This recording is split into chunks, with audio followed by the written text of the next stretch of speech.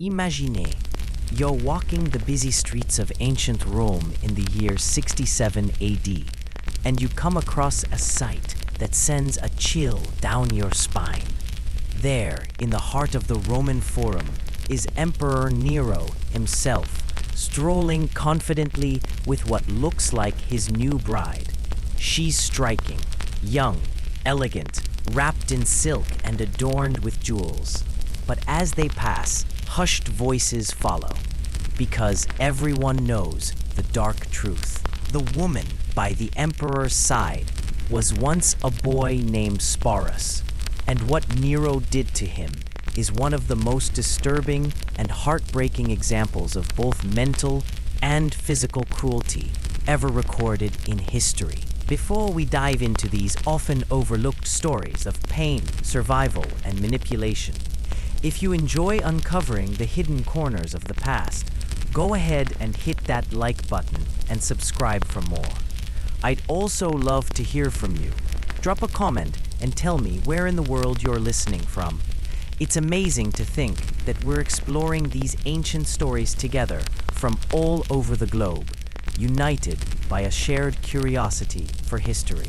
What you're about to hear isn't just another shocking tale of Roman decadence.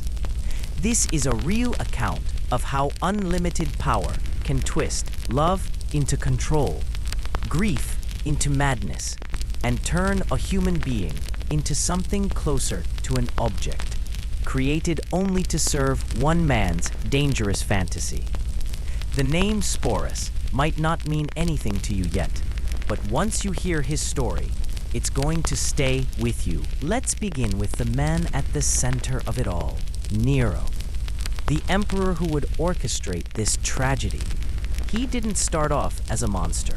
In fact, when Nero first took the throne at just 16 years old, many in Rome thought a new golden era was about to begin. He lowered taxes, invested in public games and performances, and even acted on stage himself to the delight of ordinary citizens. But absolute power does strange things, even to those who seem full of potential. By 65 AD, something had clearly gone wrong inside Nero's mind. Maybe it was the endless paranoia, knowing that every person around him could secretly want his crown. Maybe it was the unbearable loneliness of being the one person in an empire of 60 million who could never be questioned, never be corrected, never be told no. Or maybe it was what happened to the one person he said he loved more than anything, Poppaea Sabina. She was the woman Nero believed was everything he ever wanted. Breathtakingly beautiful, sharp-witted enough to match his ego, and bold enough to share in his dreams of lasting fame. But Poppaea wasn't just another face in the palace. She had a strong political mind and the ability to be either a powerful partner or a dangerous threat. When Nero first met Poppaea, he was already married to Octavia, the daughter of the former emperor. That marriage was cold, empty, and purely political. Poppaea was everything Octavia wasn't. While Octavia kept to herself, Poppaea lit up every room she entered. Where Octavia was modest and quiet, Poppaea was lively and confident. First, their affair was just another scandal in Roman high society, but it didn't stay that way. What started as a fling quickly spiraled into something darker, an obsession. Nero wasn't just attracted to Poppaea, he was completely consumed by her.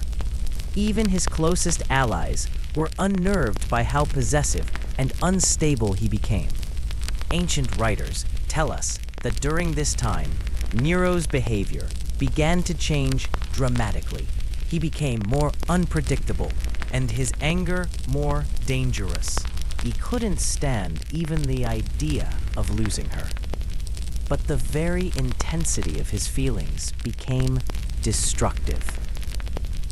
According to ancient sources, during one of Nero's violent outbursts, possibly while Poppaea was pregnant, he kicked her in the stomach so hard that she died from the injuries.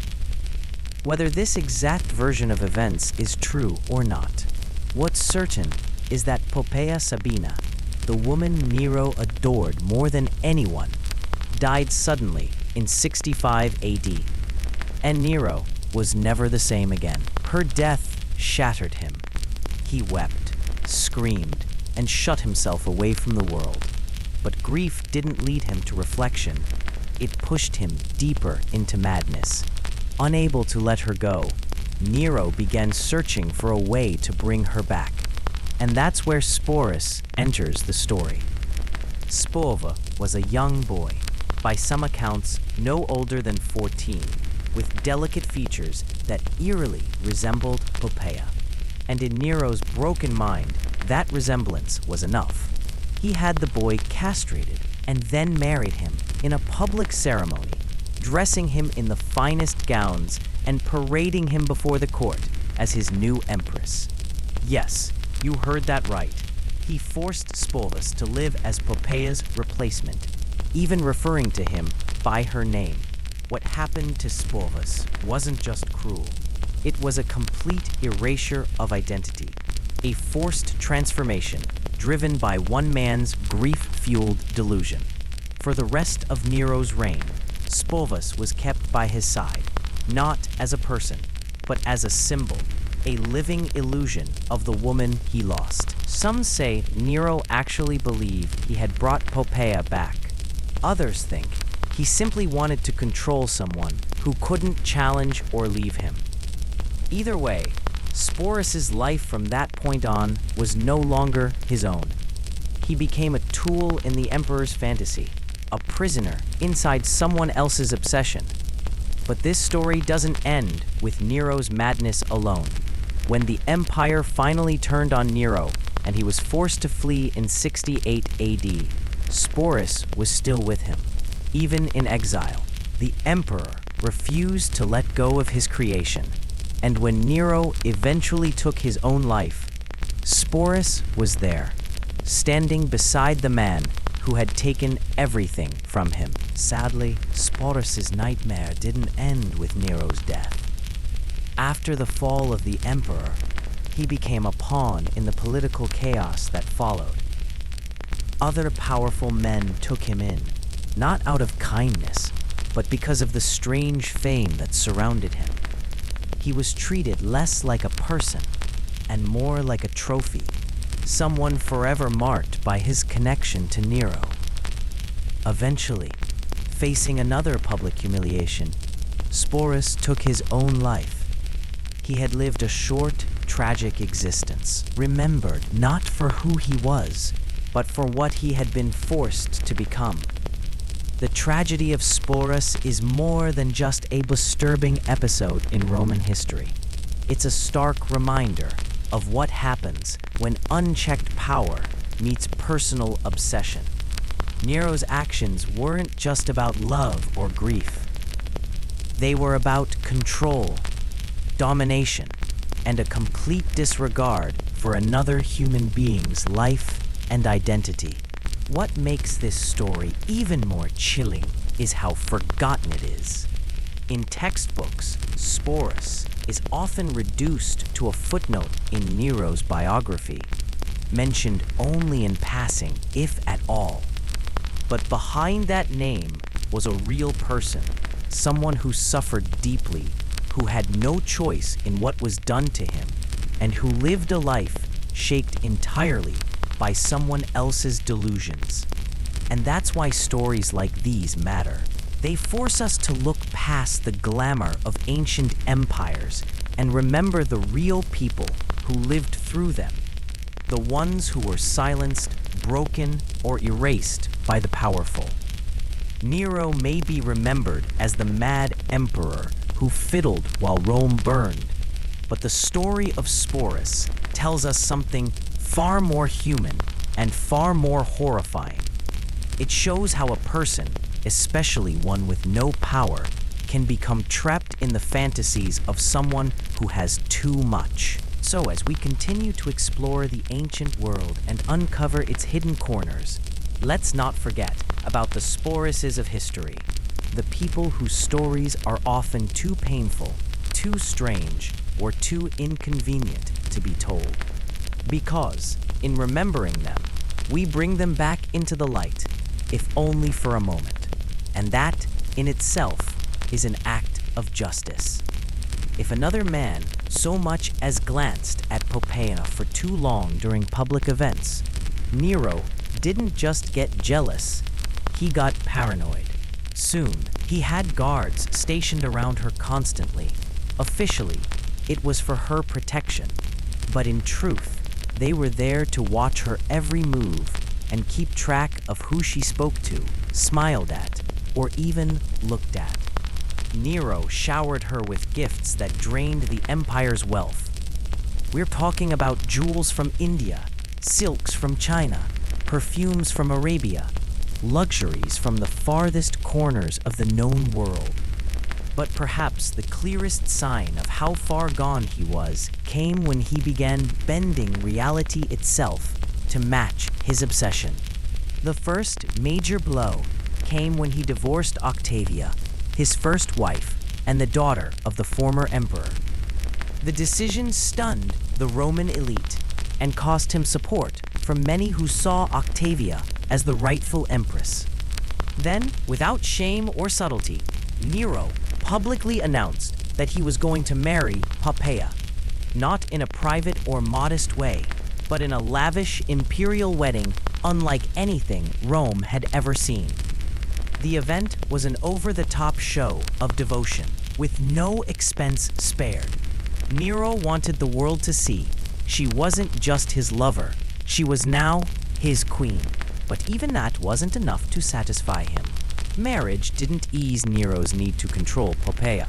In fact, it only intensified it. He began cutting her off from friends and family, making sure she was surrounded only by people who owed everything to him. He filled her life with courtiers and attendants, loyal not to her, but to him alone. Nero also commissioned dozens of portraits and statues of her, some for public admiration, but many for his private rooms. That way, even when she wasn't physically present, he could look at her image. Ancient accounts say Nero would sometimes spend hours just watching her go about her daily routine. This wasn't love. This was possession. He didn't see Poppaea as a partner or a person. He saw her as something beautiful he owned, like a prized object, not a living, thinking woman. And Poppaea, for her part, understood exactly what was happening. She was smart enough to know that her looks and Nero's obsession gave her incredible influence. But she was also aware that this kind of power came with serious danger. The same obsession that lifted her up could just as easily destroy her if Nero ever turned on her. So she started playing her own game. She used her position to promote her family, placing allies in key roles and quietly building a support network. If Nero's love ever faded, or worse, turned to hatred, she needed to be ready. Poppaea's greatest weakness was the very thing that gave her power in the first place. Her ability to keep Nero enchanted. As long as she remained the perfect image in his mind, she was safe. But pregnancy changed that balance. Around 65 AD, Poppaea became pregnant with Nero's child. At first, it seemed like a dream come true. Nero was ecstatic. He believed the child would be a son, a divine heir that would secure his legacy and cement Poppaea's place as the eternal empress. But pregnancy also meant change, physical, emotional, and social. And Nero, for all his obsession, wasn't prepared for that. The woman he had turned into a living statue was now changing in ways he couldn't control. According to several ancient sources, Poppaea began to lose her grip on Nero's imagination. She was no longer the flawless vision he had created, and in his twisted mind, this was a betrayal. One day, during an argument, some say over something trivial, others claim it was over her complaints about being neglected, Nero snapped. In a fit of uncontrollable rage, he kicked her in the stomach. She was heavily pregnant. The blow was so brutal that Poppaea Sabina died from her injuries, and with her, the unborn child. The man who had once worshipped her like a goddess ended up being the cause of her violent and senseless death. Nero was reportedly devastated. He wailed. He refused to eat. He locked himself away for days. But this wasn't grief in any normal sense. It was self-pity, confusion, and spiraling madness. He hadn't just lost Poppaea. He had destroyed her. And deep down, he may have known that. But instead of facing the horror of what he'd done, Nero did something even more disturbing. He decided that Poppaea didn't have to be gone. Not really. In his mind, she could still exist, as long as someone else took her place. That's when his attention turned to a young boy named Sporus, and the horror took on a new shape. Sporus was barely more than a child when Nero noticed him, delicate, quiet, and strikingly similar in appearance to Poppaea. That resemblance was all Nero needed. In his mind, it was fate. He could bring her back, not symbolically, not through memory, but physically, by turning Sporus into her. What followed was one of the most horrifying acts of control and dehumanization in Roman imperial history. And with no shame or secrecy, he dressed the boy in Poppaea's gowns, adorned him with jewelry, and even had him wear makeup and hairstyles that mimicked hers. Nero didn't stop there. He publicly married Sporus in an elaborate ceremony that mirrored his original wedding to Poppaea. He called him his wife and introduced him to others as the Empress Reborn. From that moment on, Sporus was no longer seen as a person. He became a stand-in for someone dead, a living replica, shaped by force to match Nero's delusion. Ancient historians don't even agree on Sporus's real name. Sporus itself may have been a nickname, possibly meaning seed, a cruel joke considering what had been taken from him. This wasn't love. It was grief turned into madness, and obsession turned into torture. Nero paraded Sporus in public, made him sit beside him at ceremonies, and treated him like a queen. But behind all the public displays was a grim reality. Sporus had no say, no agency, and no future. He was living out a dead woman's role, locked inside someone else's fantasy with no way out. And when Nero's empire began to collapse, Sporus was still by his side. Even as Rome turned on the emperor and rebellion swept across the provinces, Nero clung to the illusion. He kept Sporus close, even as they fled together in disguise after Nero was declared an enemy of the state. Eventually, when Nero saw that there was no escape and that his capture was certain, he chose to end his own life in 68 AD. Sporus was there for that too, present at the final, chaotic moments of the man who had destroyed his life. But even after Nero was gone, Sporus's nightmare didn't end. After Nero's death, Sporus didn't find freedom. He simply became property of a new kind. Rome was in chaos, and the men who fought for power in the wake of Nero's fall saw Sporus not as a victim, but as a curiosity, a symbol of the previous emperor's madness. He was passed from one powerful figure to another. First to Nymphidius Sabinus, a commander of the Praetorian Guard who had ambitions of becoming emperor himself. Sabinus treated Sporus not like a survivor, but like a trophy, parading him around, just as Nero had. He even referred to himself as Nero's rightful successor and insisted on calling Sporus his empress, continuing the same cruel fantasy. But Sabinus didn't last long. He was murdered by his own men, and once again, Sporus was left in the hands of whoever took power next. There is no record that Sporus ever tried to run. How could he? His entire life had been defined by captivity, shame, and fear. He had no identity of his own anymore, only the role forced onto him by others. He was not seen as a human being, but as a strange reminder of a dark and twisted era. Eventually, Sporus ended up in the court of Emperor Vitellius, another brutal ruler in Rome's year of civil war. And it was there, in the depths of humiliation and hopelessness, that Sporus made one final choice. Facing the horrifying prospect of being publicly mocked and executed in one of Vitellius's cruel entertainment shows, Sporus took his own life.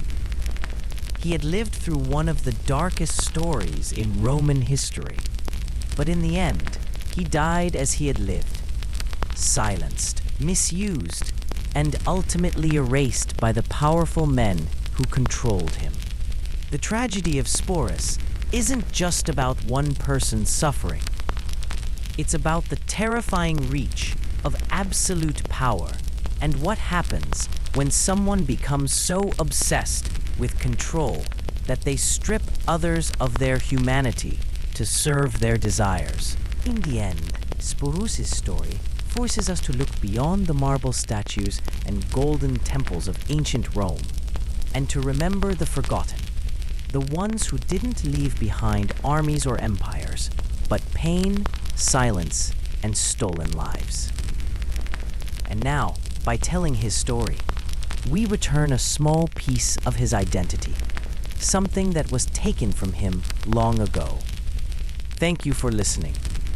If stories like this move you, challenge you, or make you see history in a new way, I invite you to stay connected. Leave a comment, share your thoughts, and let's keep uncovering the past. Not just the glory, but the truth. Poppaea wasn't like the others in the imperial palace, where most people tiptoed around Nero, carefully watching his moods and feeding his ego. She refused to play along. She didn't flatter him out of fear. She stood her ground, even when it meant risking his wrath. She spoke up when she disagreed with him, even challenging him on important decisions. If she thought his political moves were unwise, she said so. If she thought his stage performances were embarrassing, she told him. And unlike the rest of the court, who treated Nero like a god, Poppaea treated him like a man, with flaws, responsibilities, and a temper that was growing more dangerous by the day. What happened on that terrible day in 65 AD depends on which ancient writer you believe. Some say Nero had been out too long at the chariot races. Others say he'd come back from a performance, still obsessed with his life as an artist. But whatever the cause, the scene that unfolded was heartbreakingly familiar. A small domestic argument that spiraled out of control. The Roman historian Tacitus wrote that Poppaea pushed back hard during the fight. She accused Nero of being more focused on his image and public glory than on his duties as a husband or as a father to their unborn child. She didn't yell, she didn't plead. She simply held a mirror up to the emperor's face, and he didn't like what he saw. What happened next would become one of the darkest moments in Nero's reign, and one that, in a sudden explosion of rage, Nero lashed out. He kicked Poppaea hard in the abdomen, a brutal act made even more horrifying by the fact that she was pregnant at the time. She collapsed. The blow was fatal, not just to her, but to their unborn child. There was no trial, no investigation, no justice. Poppaea, the Empress of Rome and one of the most powerful women of her time, was gone in an instant, killed in a moment of unchecked fury by the man who claimed to love her more than life itself. The aftermath was disturbing. Nero, who had committed one of the most unforgivable acts imaginable, was reportedly devastated. He isolated himself, refusing to eat or speak to anyone. Some accounts claim he wept uncontrollably. Others say he wandered the palace calling her name, haunted by what he had done. But this wasn't repentance. It wasn't guilt in any meaningful sense. Nero wasn't mourning Poppaea, the woman. He was mourning the loss of the illusion she had represented. Perfect beauty, perfect loyalty, a queen crafted in his image. And instead of processing the reality of his actions, he did what only someone with absolute power could do. He tried to recreate her. That disturbing need to resurrect what he had destroyed would lead to one of the most twisted and tragic stories in Roman history. It's here that Sporus, a young boy with a striking resemblance to Poppaea, enters the nightmare. Even he would never be able to forget. What happened next marks one of the most cold-blooded acts of cruelty in all of recorded history. Nero didn't stop at forcing Sporus to wear women's clothing. He wanted the transformation to be permanent. This wasn't about disguise. It was about control, domination, and obsession. So he made a decision that would forever destroy the boy's identity. The emperor ordered Rome's top physicians to carry out a surgical procedure, a brutal operation meant to make Sporus appear more feminine. This wasn't medicine, it was mutilation, and it was done not to heal, but to reshape a living person into the image of someone long gone. The surgery itself was horrifying. Roman medical knowledge was basic at best. The tools were primitive: iron knives, cauterizing fire, and herbal sedatives that barely numbed the pain. In many cases, patients died from infection or blood loss. But Sporus, tragically, survived. He was never the same again. The operation left Sporus physically altered, unable to father children, unlikely to ever have a healthy relationship, and robbed of any sense of gender identity recognized in Roman society.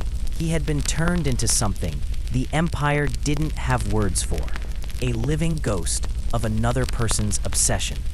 The procedure took place inside the imperial palace, in rooms prepared specifically for it. According to ancient sources, guards likely held Sporus down as the physicians worked, his screams ignored, his pain irrelevant to those in power.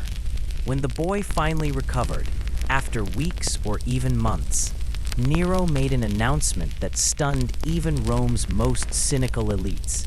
He was going to marry Sporus in an official ceremony, with all the pomp and spectacle of a royal wedding.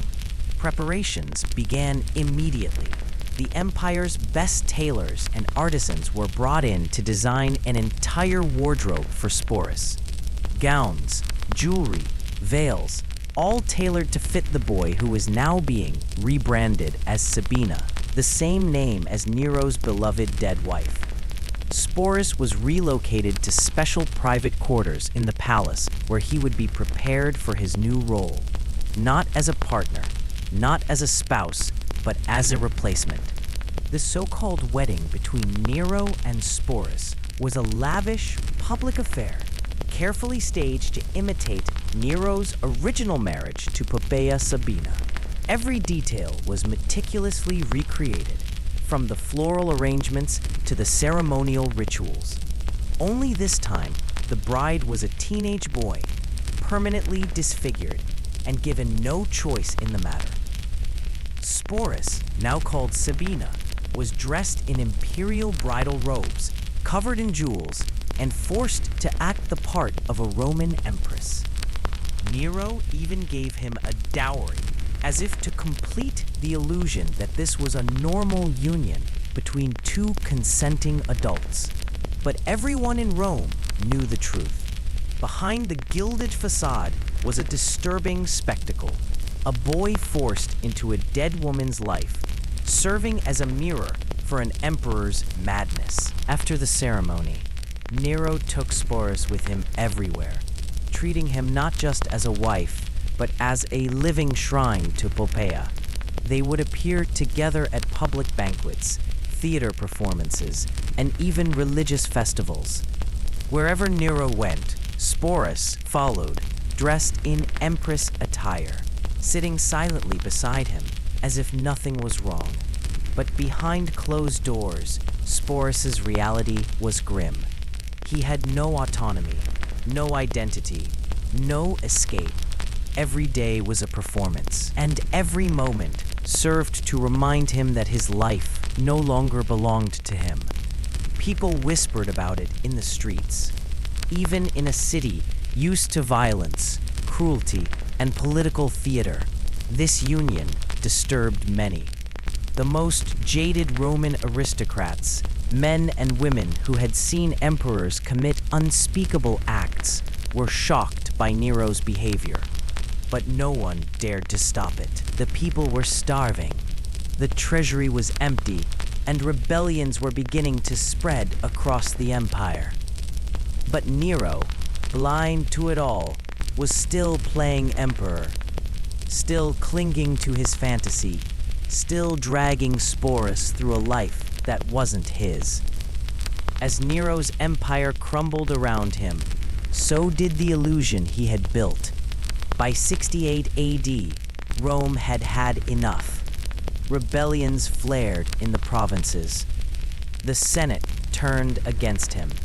His allies abandoned him, one by one. The once adored emperor, who had ruled over 60 million people, was now a fugitive, a man hunted by his own people. With no power left and nowhere to turn, Nero fled Rome, taking Sporus with him. Even in exile, Nero clung to his delusion. He reportedly told Sporus that if fate allowed, they would return to the throne together, that they would still reign as emperor and empress of Rome. But that moment never came. As soldiers closed in, Nero realized capture was inevitable. He knew what awaited him: public torture, humiliation, and execution. He couldn't bear the thought.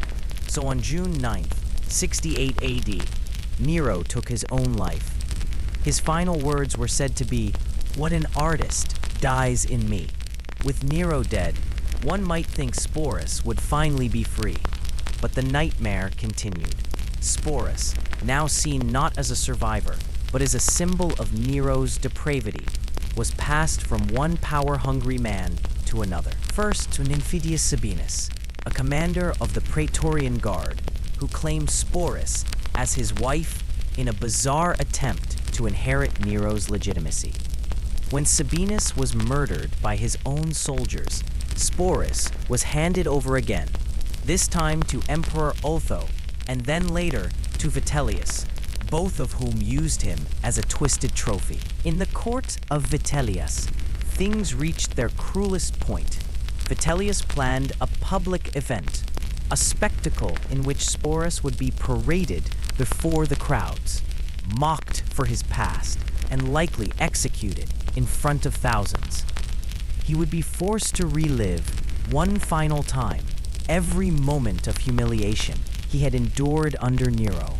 Rather than suffer that fate, Sporus chose to take his own life.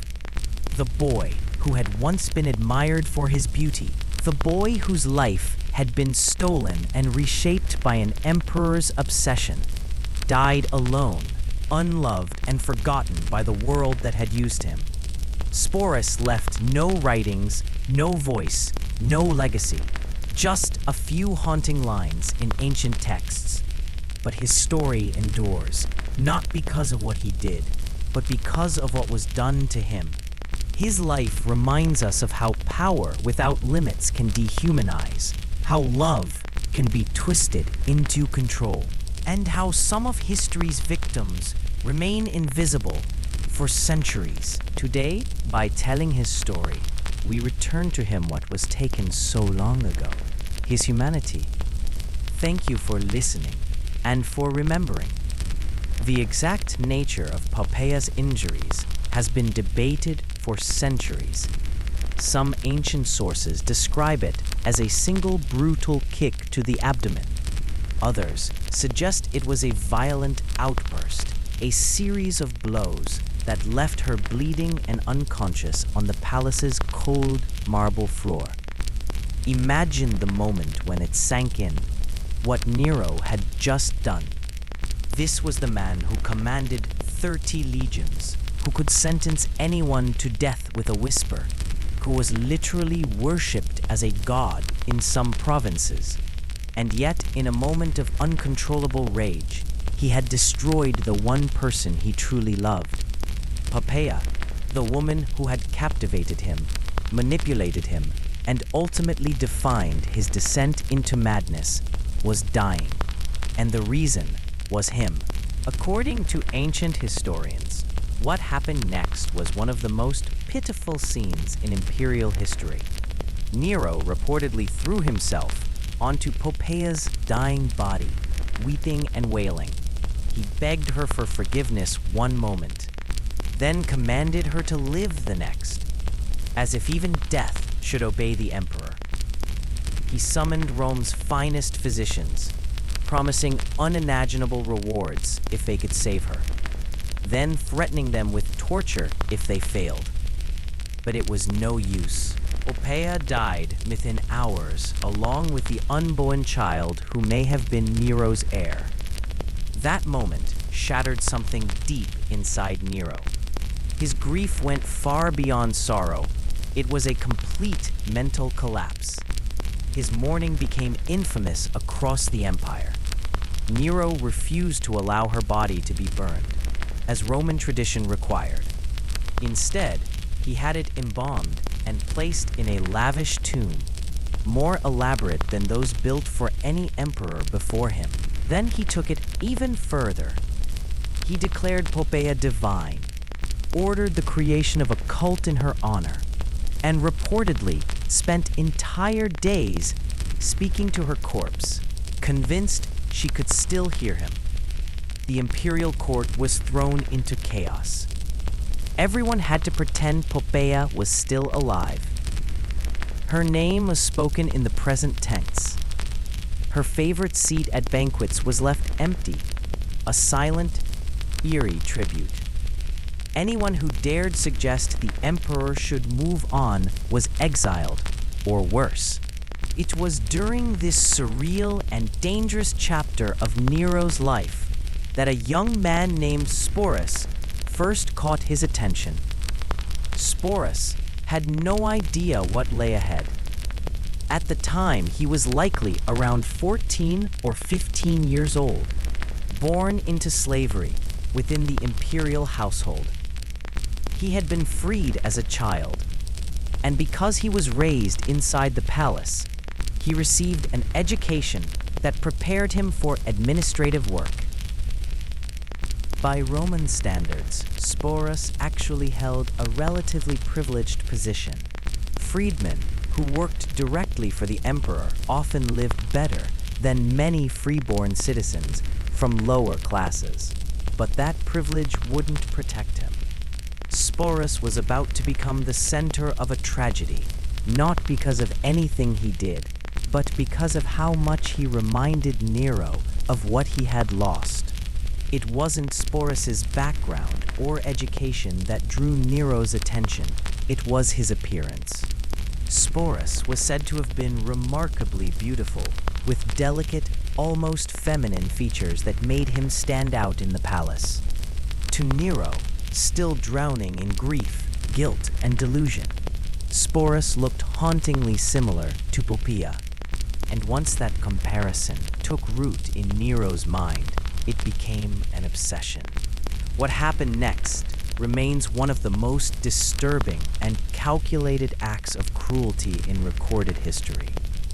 Nero didn't just want Sporus to resemble Poppaea, he wanted to turn him into her. So the emperor gave an order. He summoned Rome's top physicians and demanded they surgically alter Sporus's body, forcing the young man to undergo a crude and painful procedure meant to make him appear more feminine. This wasn't just an act of physical mutilation, it was a total erasure of Sporus's identity. The procedure was dangerous, done without any modern medical understanding. Ancient Roman surgery relied on basic tools, minimal hygiene, and little to no anesthesia. The risk of infection, shock, or death was high. And yet, Nero didn't care. Sporus was held down as the physicians carried out the operation, his screams ignored by everyone present. When it was over, he would never be the same. He would never father children, never have a normal life, and in the eyes of Roman society, he was no longer fully male. It took weeks, possibly months, for him to recover. And when he did, Nero unveiled the next horrifying phase of his plan. He announced that he was going to marry Sporus. It would be a full imperial wedding, staged with all the pomp and ceremony of his marriage to Poppaea. The court was stunned, even by Roman standards, where decadence and depravity were nothing new. This was shocking. Sporus was given a new name, Sabina, the same name as the Empress Nero had lost. He was moved into private imperial quarters and assigned a team of servants, seamstresses, and handlers, whose job was to prepare him to play the role of Nero's wife. Dozens of gowns were created. Jewelry, makeup, and accessories were chosen to match Poppaea's style as closely as possible. Everything was orchestrated to recreate what had been lost. And through it all, Sporus had no voice, no agency, and no escape. He was now living a role, not as a servant or a citizen, but as a ghost of a dead empress, forced to play her part for the pleasure of the man who had killed her. The wedding between Nero and Sporus was more than just bizarre. It was a public spectacle that pushed even Rome's jaded elite to the edge of discomfort. The ceremony was staged with full imperial honors. Nero wore traditional wedding robes, while Sporus, now called Sabina, was dressed in a bridal gown made of the finest silks, adorned with gems and perfumes, once reserved for real empresses. A full entourage of nobles, officials, and soldiers were ordered to attend. There was no laughter, no protest, only silence. Because in Nero's court, silence meant survival. The guards and guests played along, treating Sporus as the emperor's bride, referring to him with feminine titles, and bowing with the same respect they once showed Poppaea. Anyone who expressed doubt, disgust, or even confusion risked exile, imprisonment, or execution. From that day forward, Sporus was paraded through Rome as Nero's wife. He accompanied the emperor at public events, official functions, and religious ceremonies. The emperor introduced him, not Nero, for his part, seemed to find comfort in this twisted arrangement. By controlling Sporus's appearance, behavior, and very identity, he maintained the illusion that Poppaea had never left him. But this illusion only grew more unstable as Nero's reign began to fall apart. By 67 AD, the empire was teetering. rebellions erupted across the provinces. Generals refused to follow orders. Famine spread. The treasury was nearly empty after years of lavish spending, and the people of Rome were no longer enchanted by their theatrical emperor. The Senate had begun to whisper what had once been unthinkable: Nero must go. As the walls closed in, Nero became increasingly paranoid and erratic. He executed senators on mere suspicion. He withdrew from public life for days at a time. And through it all, Sporus remained by his side, not out of loyalty, but because he had no choice. He had become a symbol of Nero's madness, and when the empire finally turned on the emperor, that symbol would follow Nero into his final days. By June of 68 AD, Nero's world was crumbling. The Senate had declared him a public enemy. Powerful generals, Galba, Vindex, and others had turned against him. The people who once cheered his performances now called for his death. Even his once loyal Praetorian Guard had abandoned him. Nero, once the most powerful man in the world, was now a fugitive. Panicked and desperate, he fled the capital in disguise, accompanied by only a handful of loyal attendants. Among them was Sporus, still dressed and addressed as Nero's wife. Even in his final days, the emperor clung to the fantasy he had built, refusing to let go of the illusion that Poppaea lived on through this young man. They hid in the villa of a freedman named Phaon, just outside Rome. It was there that Nero finally realized the end was near. News arrived that the Senate had ordered his execution and that soldiers were on their way to arrest him. At that moment, Nero is said to have paced wildly, muttering that the world was losing a great artist, not just an emperor. But when it became clear that no one was coming to save him, Nero made a decision. He would take his own life. Yet even in that, he hesitated. The man who had condemned so many others to death couldn't bring himself to face it. According to Roman historians like Suetonius, Nero repeatedly asked his companions to show him how to die.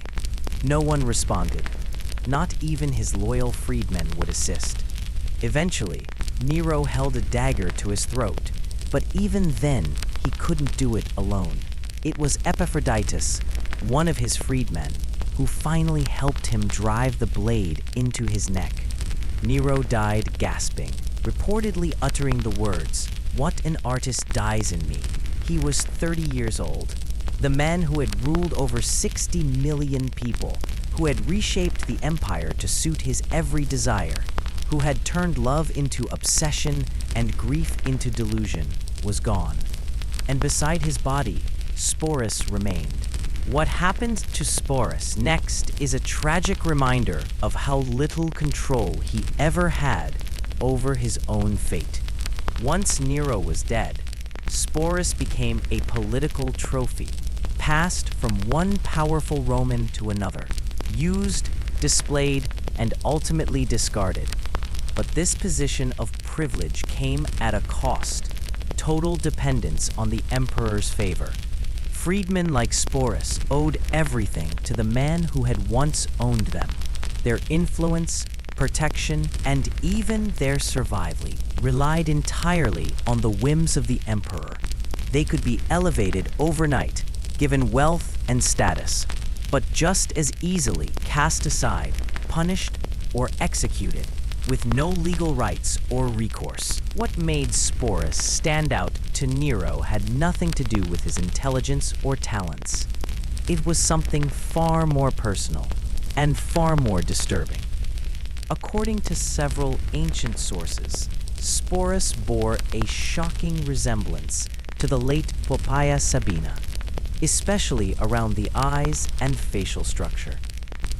His features were soft, delicate, eerily similar to the woman Nero had killed.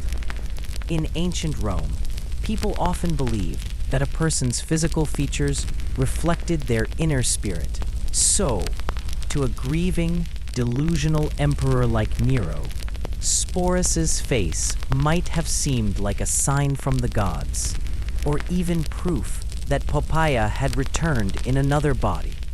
The first time Nero laid eyes on Sporus after Poppaea's death, something snapped, or rather, something clicked in his fractured mind. To him, this was a second chance, a way to undo the past, to bring back what he had destroyed. Of course, there was one glaring problem. Sporus was male. But for a man like Nero, who believed he was a living god, who had spent months talking to the embalmed corpse of his wife, this wasn't a problem. It was a technicality, something he could fix.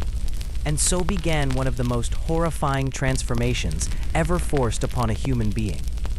Nero didn't just want Sporus to resemble Poppaea. He wanted to turn him into her, completely. Once the brutal surgery was complete, the next stage began, shaping Sporus into the emperor's ideal of a Roman empress. Master seamstresses were ordered to create an entire wardrobe designed specifically for him. The gowns were tailored to complement Sporus's altered figure, to hide what remained of his masculine body, and enhance his new artificial femininity. Jewelry that once belonged to Poppaea was retrieved from the imperial vaults. Necklaces, earrings, and rings were refitted to match Sporus's size and appearance. These weren't just decorations. They were symbols of continuity, physical links to the dead woman Sporus was being forced to replace.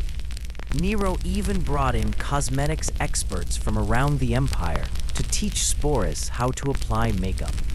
They trained him in detail, how to use kohl to enlarge his eyes, how to rouge his cheeks, how to powder his skin to soften any remaining masculine features. But this wasn't about beauty. It was about erasing the old Sporus and replacing him with a living doll, a projection of Nero's grief, guilt, and madness. And it was only just beginning. As Nero's obsession deepened, the transformation of Sporus reached its most disturbing stage, the imperial wedding. This wasn't some quiet, symbolic ritual behind closed doors. Nero wanted the whole empire to witness it. He announced that he would marry Sporus in a full state ceremony, just as he had once married Poppaea. To Nero, this wasn't merely a performance, it was a resurrection. The preparations were extensive and extravagant. Sporus, now addressed only by his new name, Sabina, was moved into special quarters inside the palace. These rooms were once used by Poppaea herself. Now they were redecorated in her honor, filled with fresh flowers, incense, and mirrors. Everything was designed to maintain the illusion that Poppaea lived again, now wearing a new body. Imperial seamstresses worked around the clock to create a stunning bridal wardrobe. Every detail was carefully designed to emphasize femininity and elegance. Flowing silks from the east, golden embroidery, and layers of sheer fabric to obscure any remaining signs of Sporus's former identity. His gowns were meant not only to beautify, but to erase. Master jewelers were summoned to design new ornaments specifically for him. Some pieces incorporated gems that once belonged to Poppaea herself, precious stones that she had worn during her lifetime. Now they hung from Sporus's ears, wrists, and neck. These weren't just gifts, they were tools Nero used to bind Sporus more deeply to his fantasy.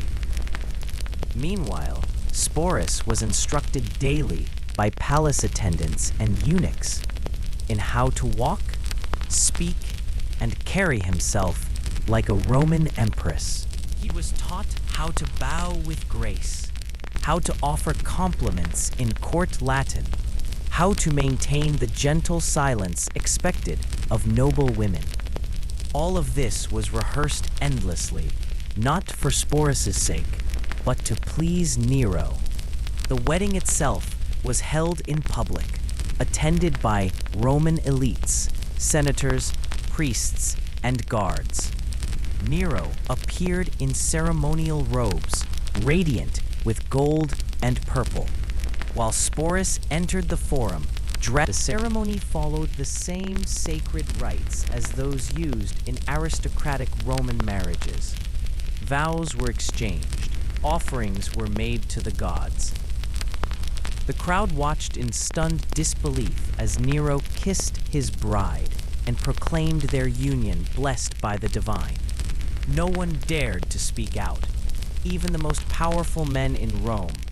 Men who had served under emperors and commanded armies stood quietly and applauded, because in Nero's Rome, fear ruled everything. From that day on, Sporus, now Sabina, was treated as the emperor's wife. He sat beside Nero during public banquets, rode in carriages made for empresses, and lived in rooms once reserved for royalty. He was given titles, attendance, and status, but not freedom. Never freedom. Behind all the pageantry, Sporus was still just a teenager.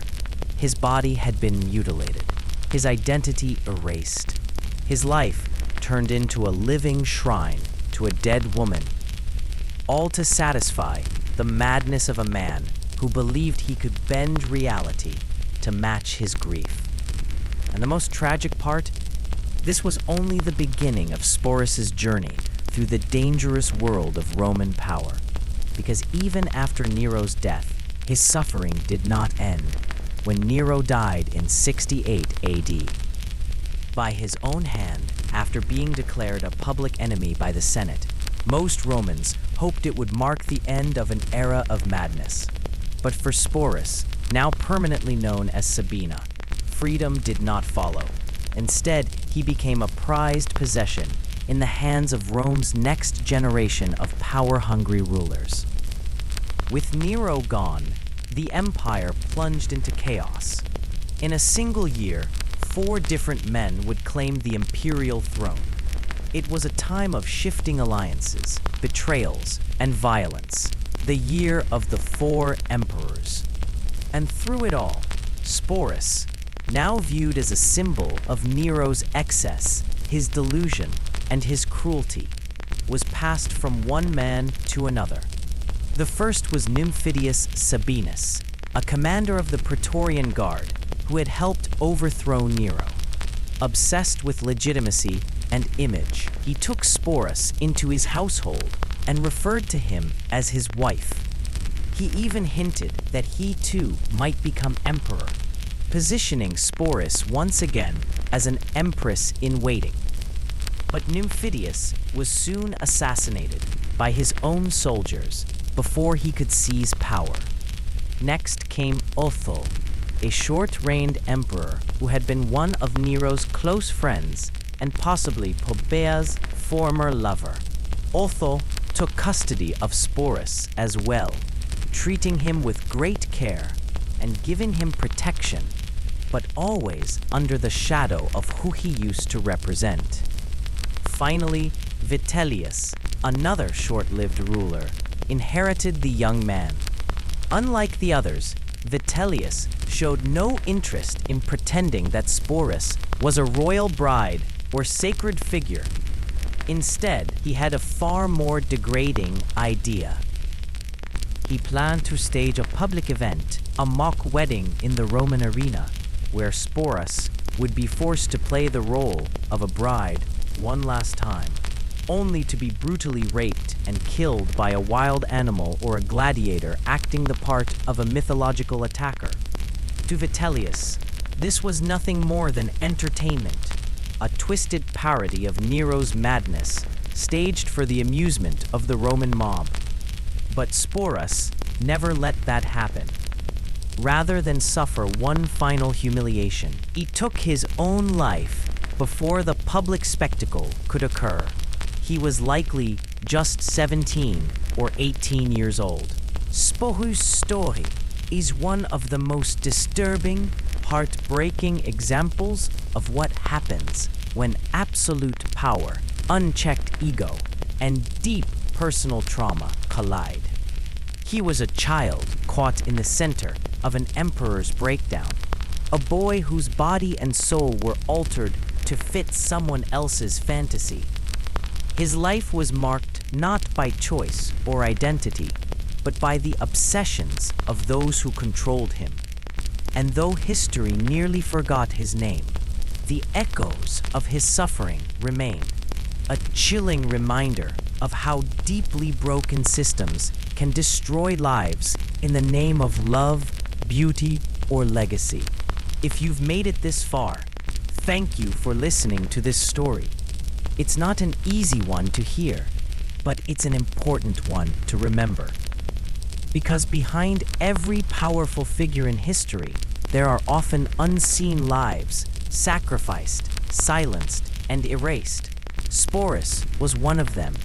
Sporus' transformation wasn't just physical. It was a total erasure of identity, carried out step by step with chilling precision.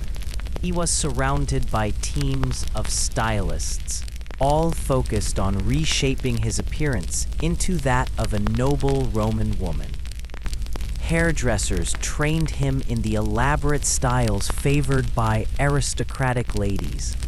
His hair was cut, curled, and arranged into intricate patterns, often decorated with costly ornaments and hairpins. The process was slow and exhausting, sometimes taking hours, and involved heated metal tools and multiple attendants. But what truly cut deeper than any physical change were the daily lessons in femininity. Sporus was assigned tutors whose job was to teach him how to move, sit, and behave like a woman of the Roman elite. He learned how to place his hands delicately, how to position his feet when seated, and how to glide rather than walk, always appearing graceful and soft, never strong or commanding. He was trained to arrange his clothing modestly and to carry himself with elegance rather than authority. Even his voice was targeted. Coaches worked with him to raise his tone, refine his pronunciation, and mimic the speech patterns associated with noblewomen. This was one of the hardest transformations, because vocal patterns are instinctive, and changing how you speak requires intense focus and emotional effort. It wasn't just imitation, it was forced performance, repeated every day until it became habit. Imagine the psychological toll. Imagine the psychological toll. Every time Sporus looked in the mirror, he saw a stranger staring back. A version of himself, dressed in fine fabrics, painted in powders and rouge, wearing a mask built from another person's memory. Every lesson reminded him that his real identity no longer mattered. What mattered was Nero's illusion. And those ornaments, the bracelets, earrings, and jeweled headpieces, many of them had once belonged to Poppaea. On Sporus, then came the wedding, scheduled for spring of 67 AD. It was timed to align with major religious festivals, giving the ceremony a layer of spiritual significance. Nero spared no cost. He wanted the world to see this as a legitimate marriage, one worthy of an emperor, no matter how twisted the truth behind it was. The grand hall of the imperial palace was transformed into a dazzling venue. Imported flowers lined the walls, filling the air with fragrance. Thousands of oil lamps lit every corner, casting a golden glow on the scene. musicians played traditional Roman wedding songs, while trays of rare delicacies and fine wines circulated among the guests. To outsiders, especially those unfamiliar with the backstory, it might have looked like a standard imperial wedding, a show of love and power carefully choreographed for celebration. But behind the music and luxury, a horrifying truth lingered. This wasn't a union of two willing partners. It was the final act in a long campaign of control and coercion. One man's descent into delusion, and another's loss of everything that once made him who he was. But those who understood the truth knew they were witnessing something deeply disturbing, something Rome had never seen before. The most powerful man in the world was now, in full public view, marrying a teenage boy who had been surgically altered to resemble his dead wife. The ceremony followed every traditional Roman custom. Vows were exchanged, hands were joined, sacred bread was shared, and legal documents were signed. On paper, this was a legitimate imperial marriage. The guests, many of them high-ranking nobles and senators, played their roles flawlessly. They offered warm congratulations, presented lavish gifts, and wore smiles that masked the growing discomfort beneath. But the mood in that hall must have been thick with unease. The kind that wraps around you when you're part of something that feels inherently wrong, but no one dares speak out. After the wedding, Nero treated Sporus exactly as he would an empress. The young man was assigned his own household staff, private chambers within the palace, and a personal income from the imperial treasury. He traveled in a litter, rode horses under guard, and was flanked by attendants whenever he appeared in public. On the surface, it might have looked like Sporus was living a life of privilege. But beneath the luxury was a terrifying truth. His real identity had been completely erased. He was now a living symbol of Nero's grief, obsession, and madness. And he was expected to keep performing this role. Sporus had to appear beside Nero at state dinners, accompany him to public ceremonies, and act like a dutiful wife in every interaction. This wasn't a game, and it wasn't only for show. Nero didn't just want the appearance of having resurrected Poppaea. He genuinely seemed to believe it. He called Sporus by Poppaea's name, referenced memories that never happened, and expected the young man to respond as if they were real. In Nero's broken mind, he had conquered even death itself. He had brought his beloved wife back. And Sporus? He was no longer seen as a person at all, just the final piece in Nero's self-created fantasy. For Sporus, the fantasy Nero created became a daily performance with life or death stakes. Every single moment, he had to do more than just look and act like a woman. He had to think, speak, and respond as if he were Poppaea Sabina herself. He called Sporus by Poppaea's name, referenced memories that never happened, and expected the young man to respond as if they were real. In Nero's broken mind, he had conquered even death itself. He had brought his beloved wife back. And Sporus, he was no longer seen as a person at all, just the final piece in Nero's self-created fantasy. For Sporus, the fantasy Nero created became a daily performance with life or death stakes. Every single moment, he had to do more than just look and act like a woman. He had to think, speak, and respond as if he were Poppaea Sabina herself. Be how Sporus eventually became unnervingly skilled at playing this role.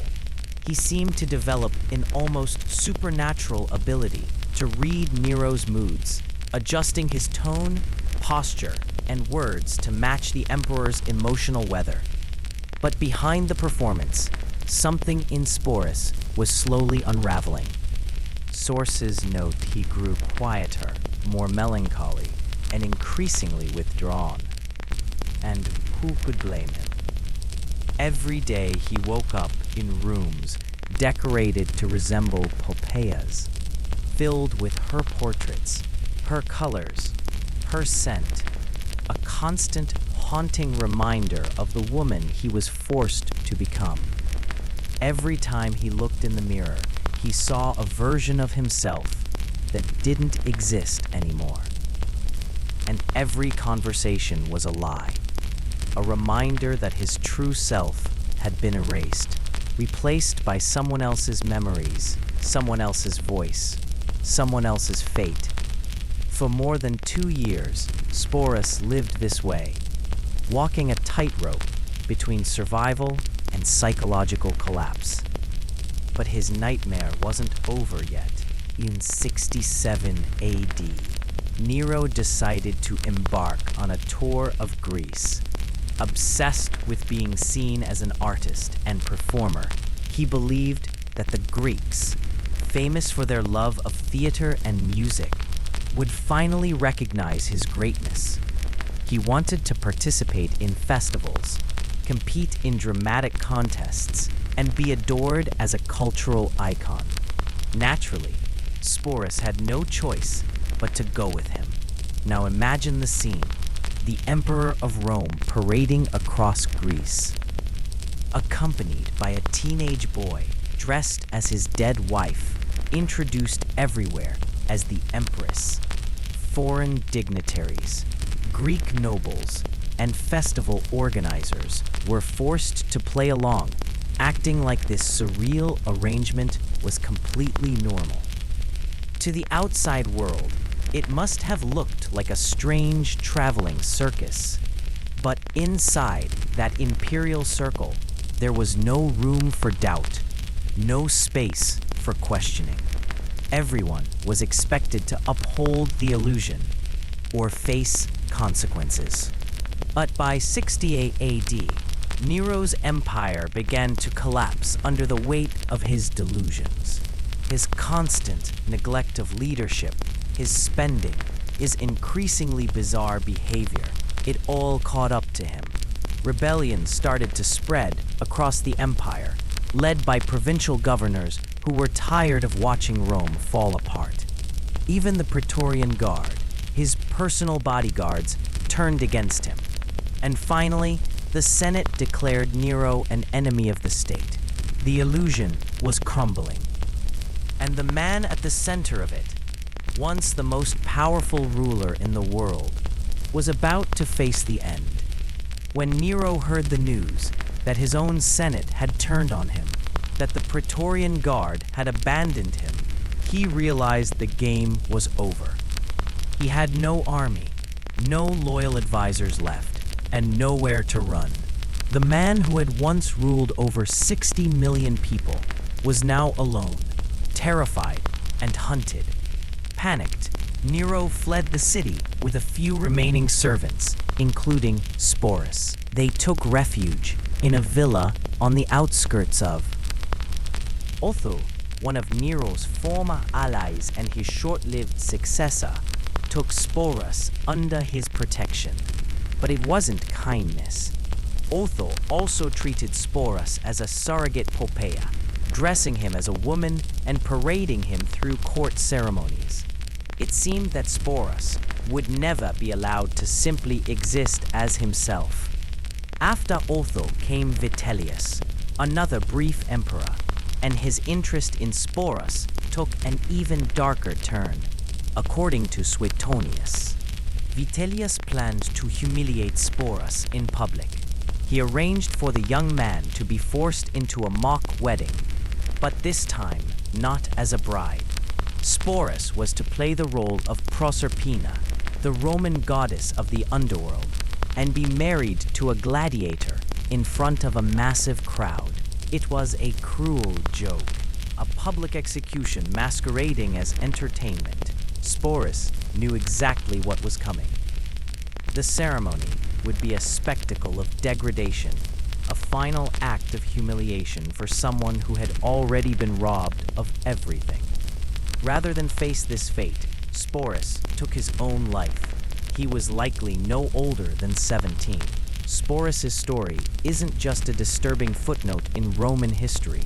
It's a brutal, tragic example of what happens when absolute power goes unchecked, when a human being becomes an object in someone else's fantasy, and when society stands by and allows it to happen.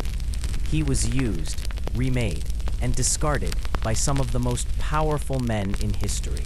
Never for who he was, only for what others needed him to be. And yet, across nearly 2,000 years, his story survived. Sporus never had a voice of his own. Ancient writers recorded his life through the lens of emperors and elites. But today, we remember him not as an empress or a symbol or a spectacle, but as a young person who endured unimaginable cruelty with quiet strength. His name may not be famous, but his story still matters. Nero finally fled Rome with a small group of supporters. Sporus was among them. Even in the face of death, the emperor couldn't bear to part with his living replica of Poppaea. They took refuge in a secluded villa outside the city, hoping, perhaps foolishly, for a last-minute rescue. But what they found instead was silence, then betrayal. As Nero descended into paranoia and despair, he swung between delusional escape fantasies and melodramatic rehearsals of his own death. When word reached him that the Senate had declared him a public enemy and that armed men were on their way, the emperor finally did what he had long threatened. He took his own life with the help of a servant, ending the reign of Rome's most infamous ruler. For Sporus, Nero's death didn't mean freedom. It meant exposure. With the emperor gone, Sporus was no longer protected by power, but marked by it. He had become a living emblem of Nero's madness. Instantly recognizable, scandalously infamous, and politically dangerous. He was passed like a valuable possession, or a cursed relic, from one ambitious man to the next. First came Poppaea Sabina, then Otho, who had briefly been Poppaea's lover before Nero. Like Nero, Otho insisted Sporus remain dressed as Poppaea, calling him by her name, treating him again as a surrogate for the woman they had both lost, or destroyed. But it was under Vitellius, Otho's rival and successor, that Sporus's tragic life reached its most horrifying conclusion. Vitellius, known for his gluttony and cruelty, had a flair for sadistic theatricality. He decided that Sporus would serve not as a wife or symbol, but as entertainment, a living prop in a staged spectacle of humiliation. Plans were made for Sporus to appear in the arena of the Colosseum, reenacting mythological scenes of rape and ritualized violence. One version of the plan had him playing Proserpina, the goddess abducted by Pluto and dragged to the underworld, a grotesque parody of Sporus's own life. It would have been public sexual humiliation, masked as theater. Sporus, now barely 20, had suffered years of relentless psychological and physical abuse. He had been surgically altered, renamed, paraded as a ghost, and treated as both spectacle and symbol. But he had one final act of defiance left. Before he could be marched into the arena, Sporus took his own life, most likely by poison. It was the first and only decision in years that had truly been his. In death, Sporus finally escaped the grotesque pageant that had consumed his identity. But his story didn't end there. Ancient historians recorded his tale, not with empathy, but with morbid fascination. To them, he was a footnote, a symptom of Nero's depravity, another bizarre anecdote in the chronicles of imperial decline. They rarely asked who Sporus was before Nero chose him. They didn't ask what he felt, what he feared, what he wanted, but we can recognize Sporus as more than a symbol. He was a boy, perhaps barely a teenager, when he was first taken. He had no army, no power, no voice, yet he survived longer than many expected. He endured, adapted, learned to read the moods of tyrants, and maintained a performance that may have saved his life more than once, until he finally refused to perform any longer. Sporus's story is not just about cruelty or excess. It's a reminder of what happens when human beings are treated as objects, when power is unchecked, and when suffering is transformed into spectacle. He wasn't remembered for his own words, but today we remember him for his endurance and for the dignity he reclaimed in the very last act of his life. May his story be told not in mockery, but in mourning. May his story be told not in mockery, but in mourning. May we never forget the human being beneath the costume.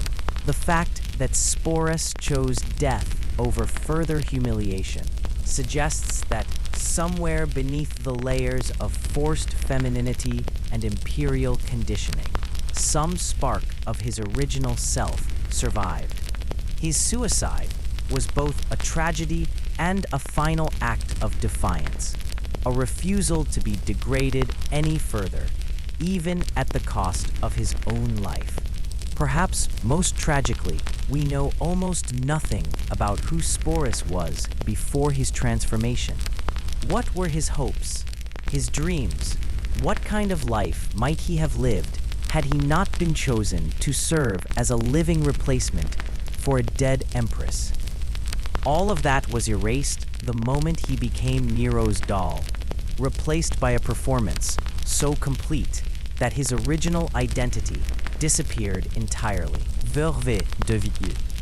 Not as a bizarre footnote in Roman history, but as a testament to both the extremes of human cruelty and the quiet strength of human resilience. In choosing his own death, Sporus reclaimed the one thing that had been denied him throughout his adult life: the power to choose his own fate. His story reminds us that behind every grand imperial narrative lies a multitude of forgotten human stories, of suffering, of survival, of stolen agency. Even across the vast gulf of 2,000 years, they still deserve our attention and our compassion.